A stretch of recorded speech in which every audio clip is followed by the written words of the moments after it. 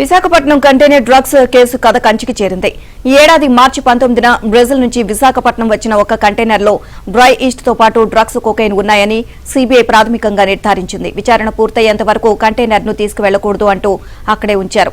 Container నుంచి సేకరించిన dry east నమూనాలను సెంట్రల్ నార్కోటిక్ డ్రగ్స్ ల్యాబొరేటరీకి పంపించారు. అయితే అందులో ఎటువంటి మత్తు పదార్థాలు లేవని నివేదిక వచ్చినట్లు సమాచారం.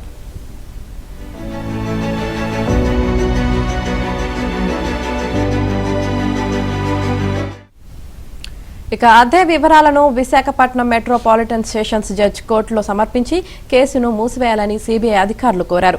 దానికి న్యాయస్థానం ఆమోదం తెలపడంతో ఆ కంటైనర్ను సంబంధిత సంస్థకు ఇచ్చేయాలని కస్టమ్స్ అధికారులకు 10 రోజుల క్రితం లేఖ రాశారు.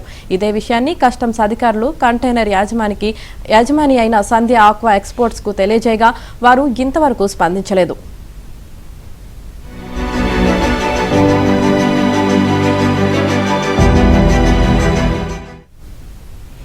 అసలు విషయం ఏంటంటే అంతర్జాతీయ స్థాయిలో డ్రగ్స్ ను బ్రెజిల్ నుంచి విశాఖపట్నానికి రవాణా చేస్తున్నారని అందించిన సమాచారంతో మార్చి 18న ఢిల్లీ నుంచి సీబీఐ అధికారులు ఆగమేఘాలపై వచ్చి విచారణ ప్రారంభించారు. విశాఖకు చెందిన సంధ్య ఆక్వా ఎక్స్పోర్ట్స్ సంస్థ రొయ్యల మేతగా ఉపయోగించే డ్రై ఈస్ట్ ను బ్రెజిల్ నుంచి కంటైనర్ ద్వారా తెప్పించుకోగా అందులో డ్రగ్స్ ఉన్నాయని సీబీఐ అధికారులు పేర్కొన్నారు.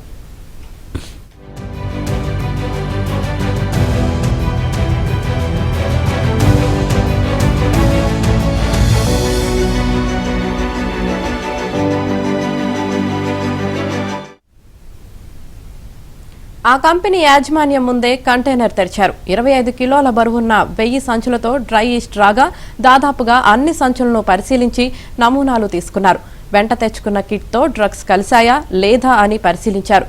ప్రాథమిక పరీక్షలో కొకైన్ ఉన్నట్టు తేలడంతో కంటైనర్ని సీజ్ చేశారు.